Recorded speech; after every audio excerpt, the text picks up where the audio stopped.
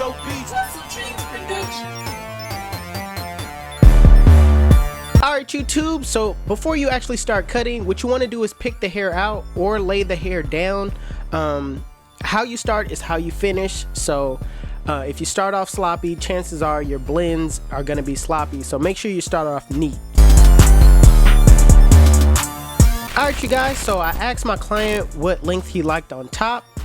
He said a 2, so I went ahead and grabbed a 2 guard with the lever closed using my wall cordless seniors and cutting his hair with the grain.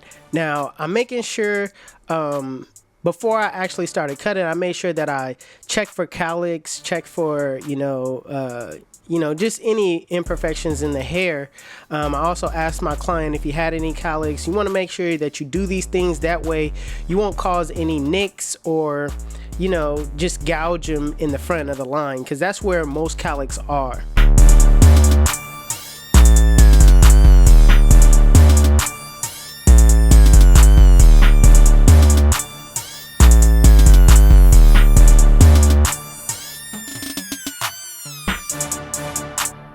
So when it comes to cutting the crown area, I like to coast over the hair just enough to take a little bit off, and then that's when I start digging in, when I actually know where and which way that the hair is growing. So you don't want to just dive in. That's again another area where it can cause a nick, or you can cut it too low. So make sure that you go with the grain around the crown area. In all crown areas, it's like a swirl, so you gotta cut it in that way.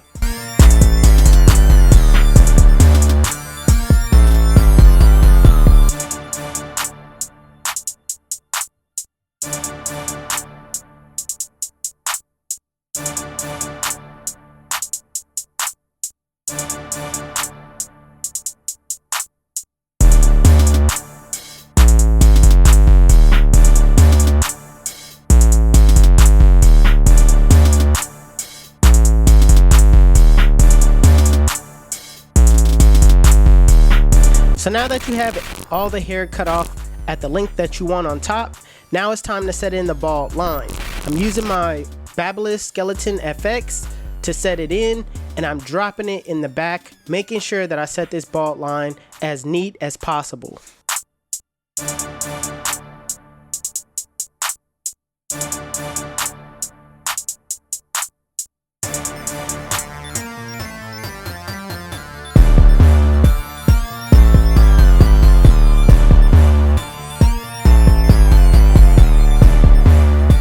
Now there comes a time when your client will have that occipital bone in the back, and it'll have it scrunched up.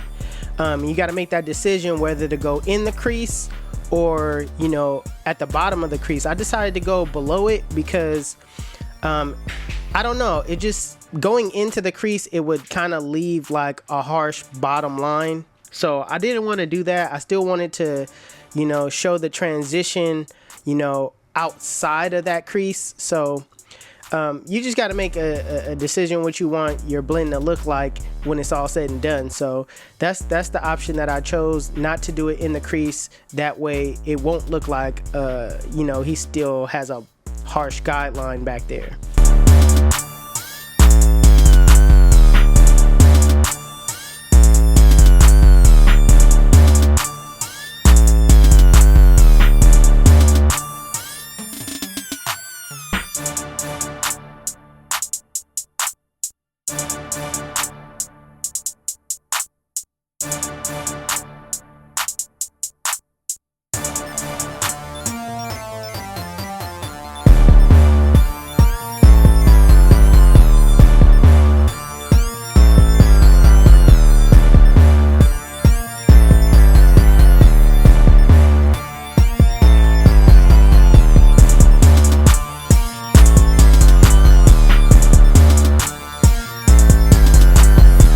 Now going back with my wall cordless seniors with the lever fully open, I'm going up about a ½ inch. I'm going over the guidelines multiple times, making sure that it's at that length, and I'm gonna make sure that I'm keeping it consistent all the way around.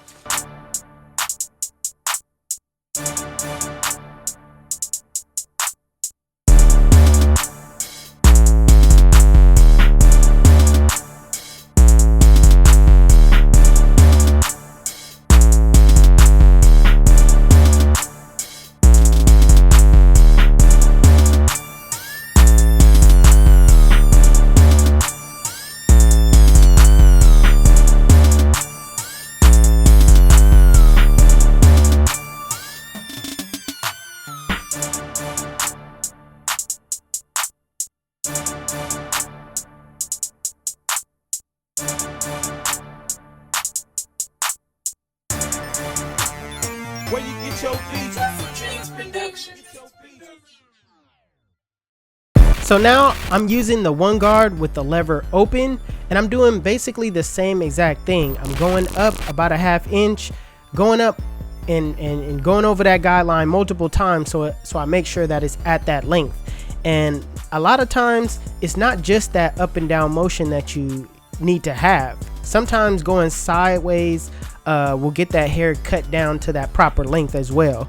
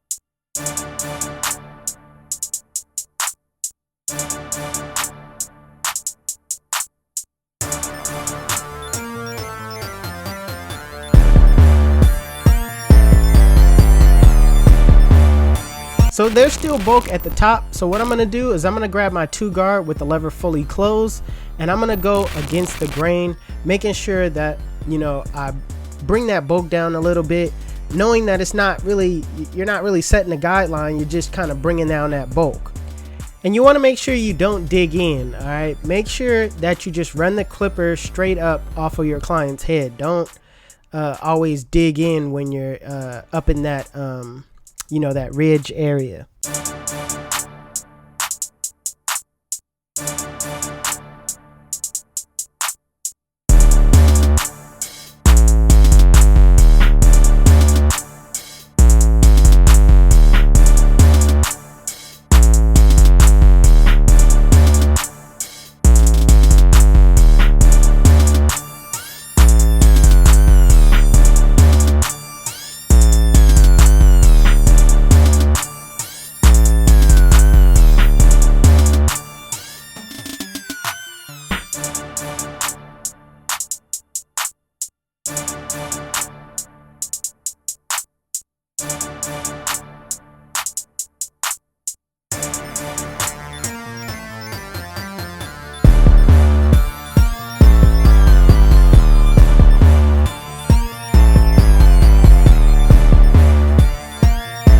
So I'm gonna drop back down to my 1 guard with the lever open, and I'm just gonna run that clipper with the grain in my client's hair.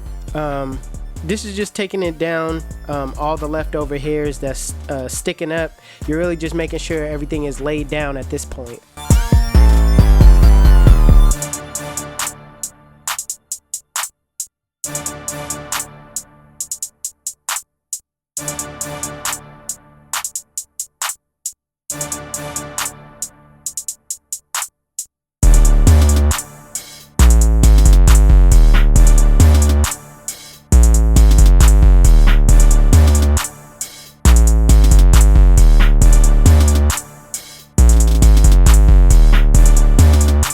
So keeping the 1 guard on and just closing the lever on the 1 guard, I'm basically just going up half of what I set in with the 1 guard open. All right, so you're going halfway up, kind of in a flick out motion. That way you can soften up the middle line, and it makes it a lot easier for you to take it out with the next step.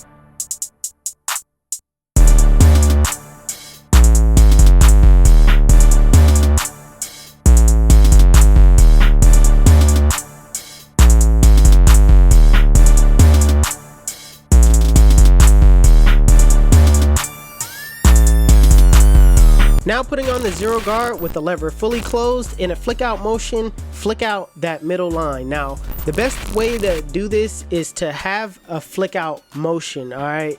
The flick out motion is a quick 1 2 3 1 2 3. It's a motion where you're kind of quick with the clippers, all right, on going up and down against the head. So what you want to do is develop that motion and brush down as you go. Use your corners. Don't use the full blade, especially if you took off you took off some hair in that area. Don't go back over it. Just, use your corners throughout the entire process. It will make the process a lot easier. That way you won't have to bring the fade up.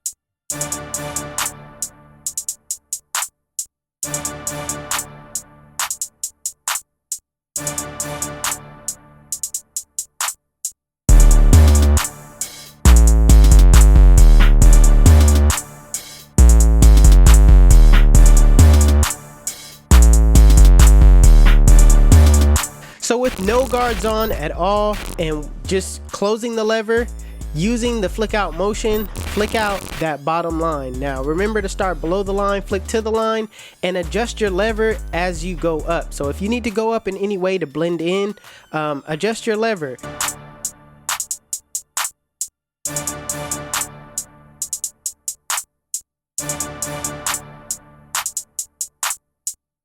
So with doing the flick out motion and taking out lines, I can say that this is the longest process of doing a blend. Setting in the guidelines is pretty much easy. You just go in, you know what you're setting, boom bam boom, you set it in. But with taking out the lines, it's a little tricky. It's almost like if you were to scrape a pencil on a paper, and you know how it has that fade effect when you do it. That's essentially what you're doing right here. You're just kind of, getting the hair to blend into the necks by, cutting kind of fast. Because that's basically what the flick out motion is. It's just you moving that clipper real quick, making sure that it kind of fades in.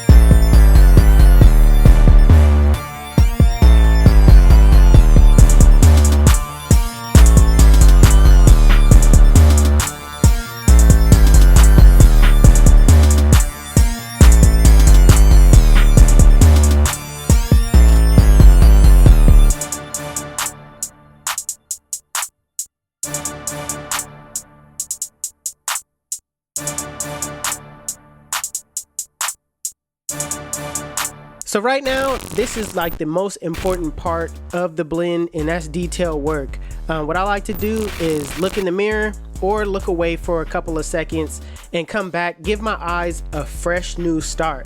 Using the mirror is probably the better of the two, because it shows you a different perspective on the blend. It shows you different areas where you may not necessarily see bulk dead on.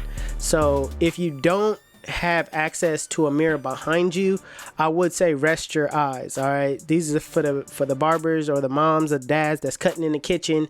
If you just rest your eyes for a minute, that way you could, come back and know how to attack the blend. So what I do is I use my corners and I basically use it as a thinning shear, getting in between those bulk areas to take them out.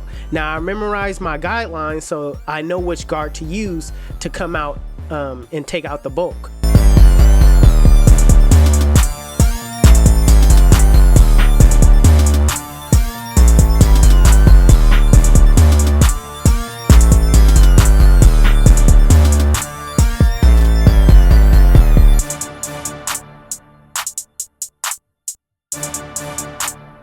So right now I'm gonna blend in his beard just a little bit, not too much. I'm gonna do it basically backwards of how I set in the guidelines, fading up, but with this I'm just fading down.